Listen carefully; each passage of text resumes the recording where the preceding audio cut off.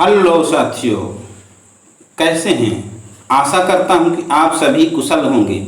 मैं रमाकांत रंजन, बौद्ध उपासक, आप सभी का मेरे YouTube चैनल भीमयान बौद्ध संसार में स्वागत है। जैसा कि आप सभी को मालूम है कि मैं बुद्ध चरित्र चंद्रोदय के पाठ की वीडियो बनाकर आप सभी की सेवा में प्रस्तुत कर रहा हूं। आज का टॉपिक बुद्ध चरित्र चंद्रोदय के आदि पर्व का 5वां सर्ग है, जिसका नाम कंठ परी जयमाल है। इस सर्ग में भगवान बुद्ध की शादी संस्कार कैसे होता है, इस बारे में बताया गया है। तो साथियों, चलो सुनते हैं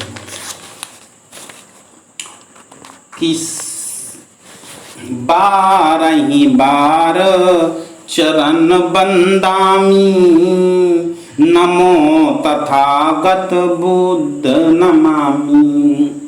कि साक्यन महासामंत अनेकू, दंड पानी भट्ट उद भट्ट एकू। तनु जाता सुगुनागरी गोपा, चारु चंद्र मुख चमकत चोपा। साक्यों में अनेक सामंत थे, उनमें से दंडपाणी एक प्रचंड योद्धा था। गोपा उसकी गुणवती पुत्री थी। उसका सुंदर मुख चाव से चंद्रमा के समान चमकता था। कि 16 बरस बयस जब पाई, पूरित अंग अंग तरुणाई। तासु स्वयंवर दंड रचावा, देश विदेश संदेश पठावा। जब उसकी उम्र 16 वर्ष की हुई तो उसके अंग अंग में जवानी भर गई। तब दंडपानी ने उसका स्वयंवर रचा और देश विदेश में निमंत्रण भेजा। लही संवाद मुदित जन राऊ, कीन विचार विचोपित चाऊ। और राजकुंवर कर होई बियाहू, तो सब सोच मिटे उर्दाहू। स्वयंवर का समाचार पाकर राजा शुद्धोधन बहुत प्रसन्न हुए। उत्साह से भरकर विचार करने लगे कि अगर राजकुमार सिद्धार्थ का विवाह हो जाए तो हृदय की सब चिंता और संताप नष्ट हो जाए। कि जो मन राग पसट बंधी जावे, तो न विराग भंवर परि पावे। जो बनी जाई कली रस भोगी, होई न मत मधुप पुनि जोगी। अगर राजकुमार का मन प्रेम की डोरी में बंध जाए तो वह वैराग के चक्कर में न पड़े। अगर एक बार कली के रस को चख ले तो फिर मतवाला भंवरा योगी न बने।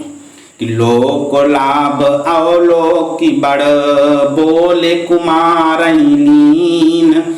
पद लागत लपटाई उर, नीक सिखावन दीन। नमो तस्य भगवतो अरहतो सम्मा संबुद्धस्य। संसार का बहुत बड़ा लाभ देखकर राजा ने राजकुमार को बुला लिया। उन्हें पांव लगते देखकर हृदय से लगाकर अच्छी शिक्षा देने लगे। कि धर्म दुरीन परम मतिमंतु, दंड पानी से नप सामंतु। तासु सुता गुणशील समोई, मानहि रूप मति सब कोई। कि दंडपाणी हमारा सेनापति और सामंत है। वह बड़ा धर्मपरायण और बुद्धिमान है। उसकी पुत्री गुण और शील से भरी हुई है। सब लोग उसे रूपवती मानते हैं। कि तासु स्वयंवर दंड रचावा, अताहित नेह निमंत्रण आवा। असमारोह शुभ देखहु जाई, अलेहु बिमल जय लाहु बराई। दंडपाणी उसका स्वयंवर कर रहा है, उसके लिए प्रेम निमंत्रण भेजा है। तुम वहां जाकर वह शुभ समारोह देखो, उसे वर्ण करके निर्मल जय लाभ प्राप्त करो। कि लोक वेद विधि कराहु विवाहु, अलेऊ बिलोक बिलोचन लाहू। असुनी पितु बैन डरा पिउर बोले, राजकुमार विकल सम बोले। उसके बाद अलौकिक और वैदिक रीति से विवाह करो, उसे देख कर मैं भी अपने नेत्रों का लाभ प्राप्त करूं। पिता की बात सुनकर राजकुमार भयभीत हो गए और व्याकुल होकर बोले कि मोहि न भावहि प्रणय प्रपंचू, अभौतिक भोग रुझाओ न रंचू। देहि न दुष्कर आय सुताता, अपठो वहीं तत्र न मोहि बलाता। मुझे प्रणव के प्रपंच अच्छे नहीं लगते हैं, भौतिक सुख भोग में जरा भी रुचि नहीं है। हे तात, आप मुझे ऐसा कठोर आदेश न दें, बलपूर्वक मुझे वहां न भेजें। कि निरत निवारी बिरित सुख सेवी, मो मन गूढ़ भुवन गति भेवी। बिनु चित चाहे न नीक विवाहु, अहो ही अंत उभय दिशिदाहु।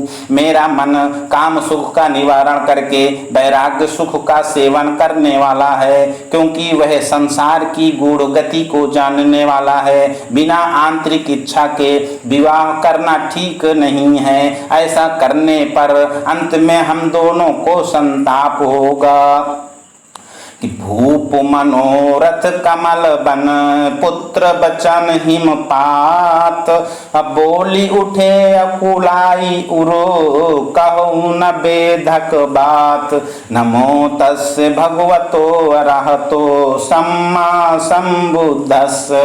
कि राजा की इच्छाएं कमल बन के समान थीं, पुत्र के बचनों से उस पर पाला सा पड़ गया। वे व्याकुल होकर कहने लगे, हे पुत्र, हृदय को बेधने वाली बात मत कहो। कि बूढ़ भय पितु मातहु दो, तुम बिनु दुपुष्ट आधार न को। जातक जेठ विभूषण बंसु, तुम ही तधारक बच्छ पपंसु। तुम्हारे माता पिता दोनों ही वृद्ध हो चुके हैं, तुम्हारे अलावा कोई मजबूत सहारा नहीं है। ज्येष्ठ पुत्र होने से तुम हमारे वंश के विभूषण हो। हे वत्स, तुम ही पैतृक संपत्ति के अधिकारी हो। कि मोह मत मानी स्वयंवर जाहू, अजीत कुमारी करहु विवाहु। अदेहु हम ही कछु संबल आगू, अपनी रुचि होई तले बिरागू। अस्तु, मेरी बात मानकर स्वयंवर में जाओ, कुमारी को जीत कर विवाह करो। पहले हमें कुछ सहारा दे दो, फिर इच्छा हो तो बैराग ले लो। कि पालहु रीत कपिल कुल केरी, अपूर्वहु पुत्र ललक लघु मेरी। असुनी पितु बैन द्रवित उर आपू, अजानी गए जिये पितु परितापू। हे पुत्र, सूरवंश की प्रथा का पालन करो, मेरी छोटी सी इच्छा पूरी कर दो। पिता का वचन सुनकर सिद्धार्थ का हृदय अपने आप पसीज गया। वे पिता के संताप को जान गए। कि मानी निदेश स्वयंवर आए, साज बाज मन भावन भाए। अचित्र विचित्रित भांति न भांति, तंबु बने बहु पाति न पाति। पिता की आज्ञा मानकर वे स्वयंवर में आए। वहां की सुंदर साज सज्जा अच्छी लगी। तरह तरह के रंग बिरंगे तंबू कतार दर कतार तने हुए थे। कि दल बल संग बदन मधुभोगी ठहरे आई प्रणत प्रतिजोगी केतु पताक उड़ही नभ माही रथ गज बाजी बंधे ही नाही कि काम सुख का उपभोग करने वाले प्रणय प्रतियोगी वहां आकर अपने दल बल के साथ ठहरे हुए थे। ध्वजा पताका आकाश में उड़ रही थी, रथ हाथी घोड़े बंधे हुए हिना रहे थे कि राजकुमार ही आवत जानी दंडप लीन लपकी अगुआनी लाई टिकाई रुचिर पट बासु अकीन सुलभ सब पंसंच सुपासु। राजकुमार सिद्धार्थ को आते हुए जानकर दंडपाणी ने लपक कर अगवानी ली, उन्हें लाकर सुंदर खेमे में ठहराया और सब सुख सुविधाएं उपलब्ध कराई कि अग्र दिवस हर साई हिए नगर निमंत्रण दीन भव्य स्वयंवर केर पुनी समारंभ शुभ कीन नमो तस् भगवतो अरहतो सम्मा संबुद्धस्। दूसरे दिन हृदय में हर्षित होकर पूरे नगर में निमंत्रण दिया, उसके बाद भव्य स्वयंवर का शुभारंभ किया कि देश मनोरम चौरस चारू हाथ सहस 10 वर्ग पसारू भव्य स्वयंवर भूमि बनाई चहु दिस घेरी कनात तनाई। एक रमणीक स्थान जो भली प्रकार समतल था और जिसका विस्तार 10,000 वर्ग हाथ था, वहीं पर सुंदर स्वयंवर भूमि बनाई गई थी। उसे चारों ओर से घेरते हुए कनातें तनी हुई थीं कि व्योम बितान तने तेहि तारू अखम्भन खम्भन बंदन वारू बिलग बिलग बहु मंच बनाई नाम पटल लिख दीन लगाई कि आकाश में स्वयंवर शाला की नाप के मंडप तने हुए थे। मंडप के खंभों पर बंधनवार लगे हुए थे। अलग अलग बहुत से मंच बने हुए थे जिन पर नाम पट लिख कर लगा दिए गए थे कि निज निज नाम बराई बिजोगी बढ़ी बढ़ी पैठी गए प्रतिजोगी और निज निज मंचन छत्र तनाए नख सिख मोहक बेस बनाए। स्वयंवर में विशेष योग देने वाली प्रतियोगी अपने अपने नाम खोज कर अपने अपने मंचों पर बढ़ चढ़ कर बैठ गए। वे अपने अपने मंचों पर तनाव लिए हुए थे। सिर से पांव तक मोहने वाली वेशभूषा धारण किए हुए थे कि बंक बिलोकनी तो मरती छी अमुंडन डंक मरोरनि बीछी रंगित राग तरंगित रंगा बैठी रहे सहचारिन संगा। उनकी टेढ़ी चितवने तोमर के समान तीखी थीं, उनकी मुच्छों में बिच्छू के डंक जैसे ऐंठन थी। वे अनुराग से रंगे हुए तथा उत्साह से उमंगित होकर अपने अपने सहचरों के साथ अपने अपने मंचों पर बैठे हुए थे कि प्रतिजोगी समभाव सब पूरित रूप गरूर बारी कुमारी ना आन कहाँ गुण ही मदन मद चूर नमो तस्य भगवतो अरहतो सम्मा संबुद्धस्य कि सब प्रतियोगी समान भाव से अपने अपने रूप के के अहंकार से भरे हुए थे, सब काम के नशे में चूर होकर यही सोच रहे थे कि कुमारी उन्हें छोड़कर किसी अन्य का वरण ना करेगी। कि जे प्रतियोगी स्वयंवर आए,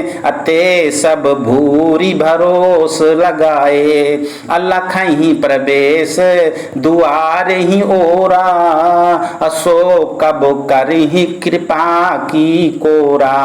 जो प्रतियोगी स्वयंवर में आए थे वे सब अपने मन में पूरा भरोसा लगाए हुए प्रवेश द्वार की ओर देख रहे थे कि वह कुमारी कब कृपा दृष्टि करेगी। कि आइह रंग मही कब गोरी, देखी कब मुख चंद चकोरी। कब कल कंठ बिमेली माला, कब भरी अंक पिया हाला। कि वे सोच रहे थे कि सुंदर भूमि में कब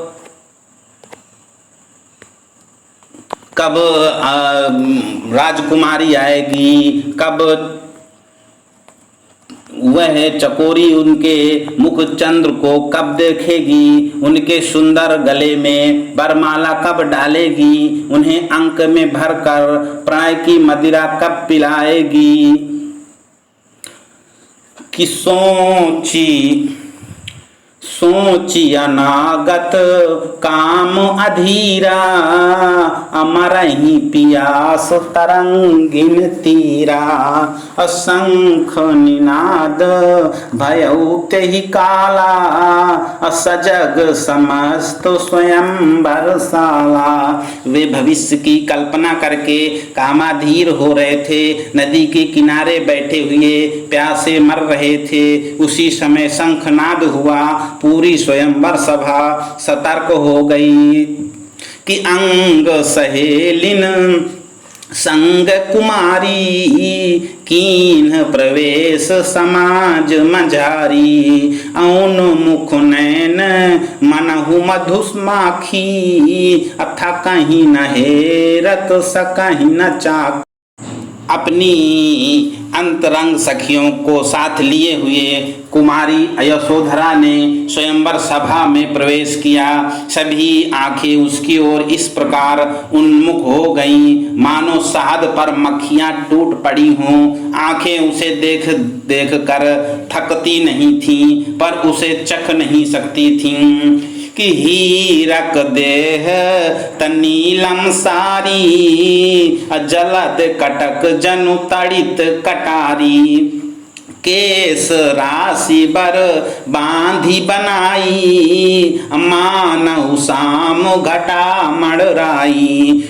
उसकी देह हीरे के समान दमक रही थी, तो साड़ी नीलम के समान शोभायमान थी। ऐसा लगता था मानो बादलों के समूह में बिजली की कटार चमक रही हो। सुंदर केस राशि इस प्रकार बांध कर बनाई गई थी, मानो काली घटा मंडरा रही हो। गौर अरुण मुख चंद लखी, पूरहु चंद अपूर। विरचित कांत कपूर महा, मेली मनहु मणि चूर। नमो तस्य भगवतो अरहतो सम्मा संबुद्धस्य। उसके लाल और गोर मुख चंद को देखकर पूर्णमासी का चांद भी अपूर्ण प्रतीत होता था। ऐसा लगता था मानो सुंदर कपूर में मणि का चूड़ मिलाकर उसके मुख को बनाया गया हो। कि सोम चषक सम नयन रसी नसीले, ओ हेरति हेर लजाहि लजीले। सरस सरोज कपोलन शोभे, चितवन चित मधुप मधुलोभे। उसकी आंखें शराब की प्यालियों की तरह नशीली थीं। वे इतनी लजीली थीं कि अपनी ओर देख कर लज्जित हो जाती थीं। गालों में रस भरे कमल शोभायमान थी। उनकी ओर देखते ही मन रूपी भंवरे उनका मधु पीने के लिए ललायित हो जाते थे।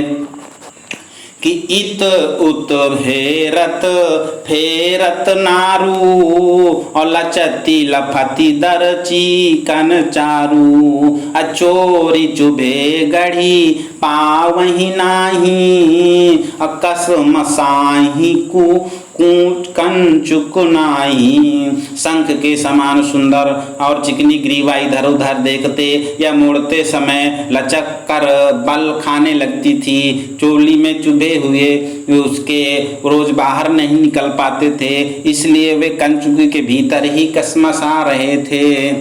कि केस राशिकारी निशा सुख चूड़ा मणि चारू नीलंबर नीलांबर ही निहारू। उसकी केस राशि काली रात थी, उस पर सुंदर चूड़ामणि शुक्र ग्रह था, नीला वस्त्र ही नीला आकाश था तथा हृदय ही निहारिका अर्थात आकाश गंगा थी। कि लोल लहर सम सो लहराई अप्रथम मंच पहारो पसियाई अकाशी राज कर जेठ जमातु अठाड़ भयो उठो गद गद गातु। संकेत पाकर वह रूप सी चंचल लहर सी लहराई और सब पहले मंच के पास गई। उसे देखकर काशी नरेश का बड़ा दामाद गदगद शरीर से उठकर खड़ा हो गया। कि मृदु मुस्काई नाई कछु माथा कीन प्रणाम जमरी जुगहा था। कि चारण भाट विपुल बढ़ी आगे और बिरद बढ़ाई बखानन लागे। मृदुता से मुस्कुराते हुए थोड़ा सा सिर झुकाकर तथा दोनों हाथ जोड़कर उसने कुमारी यशोधरा को प्रणाम किया। अनेक बंदी जन आगे बढ़कर बढ़ा चढ़ाकर उसका यशोगान करने लगे। कि सुनति गुनति लेखति लखति बरद बदन विदु मोरी अपर मंच की ओर पुनी मंथर गवनी गोरी नमो तस्य भगवतो अरहतो सम्मा संबुद्धस्य। थोड़ी देर तक उसका यशोगान सुनती हुई, गुनती हुई, सोचती हुई, देखती हुई वहां पर खड़ी रही। फिर सुंदर चंद्र बदन मोड़कर वह सुंदरी धीमी चाल से चलते हुए दूसरे मंच की ओर चली गई। कि जहां जहां जाई अमल मुख चमके तहां तहां दीप शिखा समदमके। कि सहे जही लेई सुमुखी जही जोही अलोचन लाभ मिले जन ओही। कि जहां जहां जाकर उसका निर्मल मुख चमकता था वहां वहां दीप शिखा सी चमक उठती थी। सहज भाव से ही वह सुंदरी जिसे देख लेती थी उसकी आंखों को बहुत बड़ा लाभ मिल जाता था। कि जेही रुख देखी रहे मुस्काई अहोई मुदित शिशु मोदक पाई। मंच पटल करी बीसन पारू आई थमी जहाँ राजकुमारू। जिसकी तरफ देखकर वह मुस्कुरा देती थी वह ऐसा प्रसन्न हो जाता था जैसे कोई बच्चा लड्डू पा गया हो। 20 मंच पटल पार करने के बाद वह वहां आकर रुकी जहां राजकुमार सिद्धार्थ बैठे हुए थे।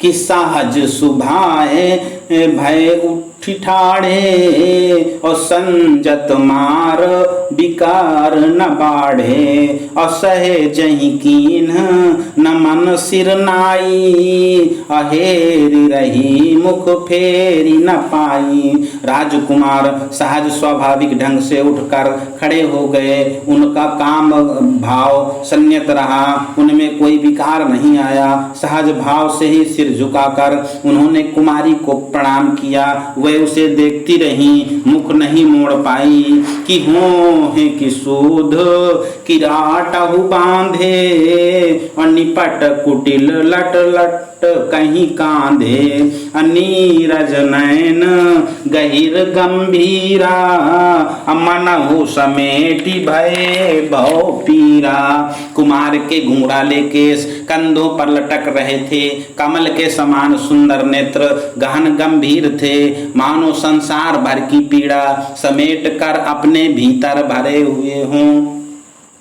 कि मोई सुधा मधु धोई मुखो, विधि धोवन धरि लीन, कछु कमलन कछु किंसुकन, कछु कछुक गुलाबन दीन।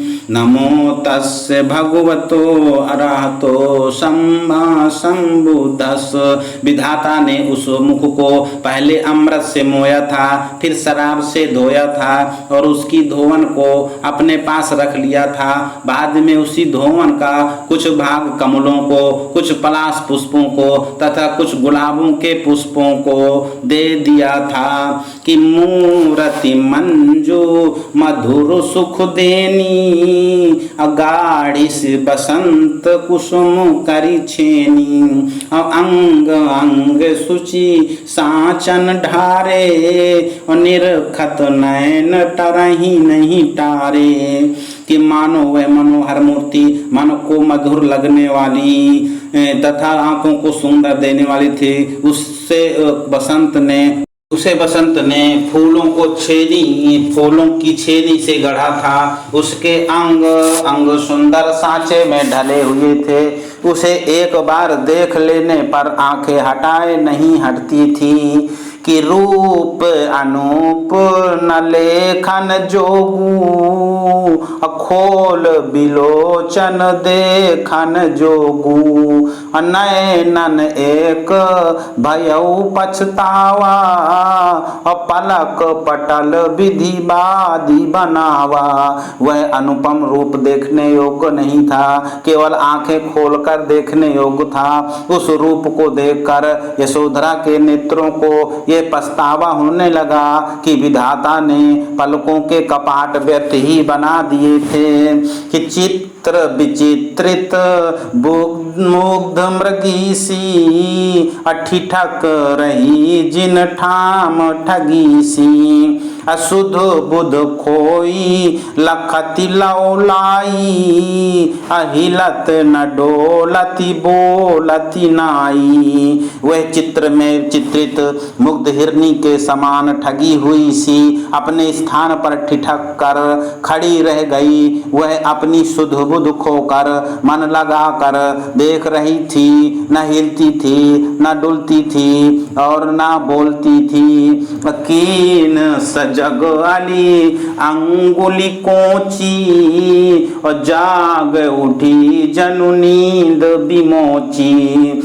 इत उत हेरी चली सकुचाई, अग्र मंच पहरू पसियाई। उसी समय उसकी सखी ने उंगली कोंच कर उसे सतर्क किया। वह ऐसे जाग उठी मानो नींद टूट गई हो। इधर उधर देखकर लज्जित होकर चल पड़ी और अगले मंच के पास आई। मन मंदिर महामोहनी, मूरत गई समाई, बढ़ाही न आगे पाँव अब गोरी गरुआय। नमो तस्य भगवतो अरहतो सम्मा सम्बुद्धस्य। वह मोहनी मूर्ति उसके मन मंदिर में समा गई। अस्तु उसका मन कुछ भारी हो गया, जिससे उसके पैर आगे नहीं बढ़ते थे। कि जिन नयनन वह रूप समाना, और तीन नयनन किमि दिखैयाना, अपाई गए दूनी मजूरी, और शेष रही अब खान नहीं पूरी। जिन आंखों में सिद्धार्थ का वह रूप समा चुका था, उन आंखों से अब कोई दूसरा कैसे दिखाई देता। उसकी आंखों को अपनी मेहनत की दूनी मजदूरी मिल चुकी थी। अब उसे कुछ देखने की इच्छा नहीं बनी थी, केवल खाना पूरी बाकी रह गई थी। कि नैन निहारही देखहि नाही, सुनहि न कान अकनि रही जाई। अब बढ़ई न पाँव घसीटन लागे, डोली रही अब सब मंचन आगे। अब उसकी आंखें देखती नहीं थी, निहार कर रह जाती थी, कान सुनते नहीं थे, अनक कर रह जाते थे, पांव बढ़ते नहीं थे, उसे घसीट रहे थे। ज्यों ज्यों करके उसने सब मंचों के सामने डोलने की रस्म पूरी कर ली कि जस तस चक्र प्रथम जब पूरा, और शिथिल शरीर भयो श्रम चूरा। अबेगी स्वयंवरी भूमि बिहाई, और विकल बिहाल गई जहाँ माई। जैसे तैसे करके जब पहला चक्र पूरा हुआ तो उसका शरीर परिश्रम से चूर होकर शिथिल पड़ गया। वह शीघ्र ही स्वयंवर को छोड़कर बेचैन और बेहाल होकर अपनी माता के पास चली गई। अब बरज जाही बरन ही हित माता, और कीन हरन मम चित बलाता। अल्लाहू न चैन दहाऊं उर्दाहा, अब बरऊं न ताही करऊं अब का। वह माता से कहने लगी, हे माता, जिसे वरण करने के लिए तुमने मना किया था उसने बलपूर्वक मेरा चित्त हरण कर लिया। अब मैं अपने हृदय दाह में जल रही हूँ, मेरे मन में चैन नहीं है। अब मैं उसे वरण ना करूँ तो क्या करूँ। लखेसी न लेखेसी लाला की मोह कहाँ एकहु बार, और दीन वृथा असरूप विधि कीन वृथा सिंगार। नमो तस्य भगवतो अरहतो सम्मा संबुद्धस्य। उसने हृदय में लालायित होकर एक बार भी ना तो मुझे देखा ना मुझ पर कोई ध्यान दिया। विधाता ने मुझे व्यर्थ ही इतना रूप दिया और मैंने व्यर्थ ही 16 श्रृंगार किया। कि मातु बचन सुनी मोद मन, भई गद गद सब देह। और गई स्वयंवर भूमि पुनि पूरित सहज स्नेह। नमो तस्य भगवतो अरहतो सम्मा संबुद्धस्य। कि माता की बात सुनकर उसका मन प्रसन्न हो गया, देह गदगद हो गई। सहज स्नेह से भरकर वह पुनः स्वयंवर शाला में गई। कि कीन गमन तहि मंच समीपा, और जहाँ मन सलभ दहन मुख दीपा। और ठाढ़ भय पुनि राजकुमारा, चितवन चोपी भय चख चारा। वे उसी मंच के पास गई जहाँ मन रूपी पतंगे को जलाने वाला मुख रूपी दीपक प्रकाशित हो रहा था। उसे देखकर राजकुमार सिद्धार्थ एक बार फिर खड़े हो गए। एक दूसरे की ओर देखते ही उसकी आंखें मिल गई कि रंजित राग प्रकंपित गोरी, और सनित स्नेह देह भई भोरी। तजहि न भूमि बढ़ही किमि पाऊं, मंचहूँ ऊंच चढ़ाऊं किमि पाऊं।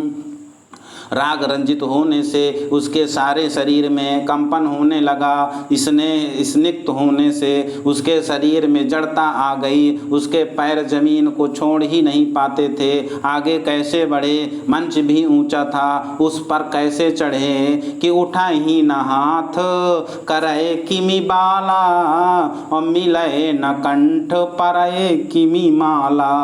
और जानी गए जिए संकट गाढ़, और सजह स्नेह प्रणय रस बाड़ा। हाथ उठते ही नहीं थे तो कुमारी क्या करे, कंठ मिलता ही नहीं था तो माला कैसे पड़े। राजकुमार उसके गाढ़े संकट को जान गए। उसके लिए उनके मन में स्वाभाविक स्नेह और प्रणय भाव पैदा हो गया कि मंच उच्च बिहाई, समागत नीचे अठाड़ भय बड़ी नारी नगीचे। और सखी हु सहाय भई तही काला, अमेलिस कंठ प्रकंपित माला। तब वे मंच को छोड़कर नीचे आ गए, थोड़ा आगे बढ़कर यशोधरा के पास खड़े हो गए। उसी समय उसकी सखी ने भी उसकी सहायता की। तब उसने कुमार के कंठ में कांपती हुई वरमाला पहना दी कि मेलिस माल तबै बरबाल, विलोहित गाल भय जिमि रोरी। अटारी न पावती विक्रम नयन, रही चक चंदयेरी चकोरी। अवर सही फूल प्रहर सही लोग, निहारी सरास सारस जोरी। गाई उठी अली मंगल गीत, अमंगल दूर भय मुख मोरी। उसी समय उस सुंदरी ने वरमाला पहना दी। उसके गाल में त्रेक से रोली की तरह लाल हो गए। वे राजकुमार के मुख से अपनी आंखें नहीं हटा पाती थी। चकोरी चकित होकर चांद को देख रही थी। लोग हर्षित होकर पुष्प वर्षा कर रहे थे और सारसों की उस जोड़ी को देखकर उसकी प्रशंसा कर रहे थे। उसी समय सखियां मंगल गीत गाने लगी। मंगल मुख मोड़कर दो भाग उठे कि समारोह संपन्न भयउ, स्वयंवर करे शुभ अहिय भय आसन। प्रणय सूत मह जग जुग बद्ध जुग, स्वयंवर का शुभ समारोह संपन्न हो गया। प्रणय सूत्र में बंधकर दोनों एक दूसरे के समीप आ गए और इसी के साथ ही ये प्रसंग खत्म हुआ। साथियों, सभी को जय भीम, नमो बुद्धाय।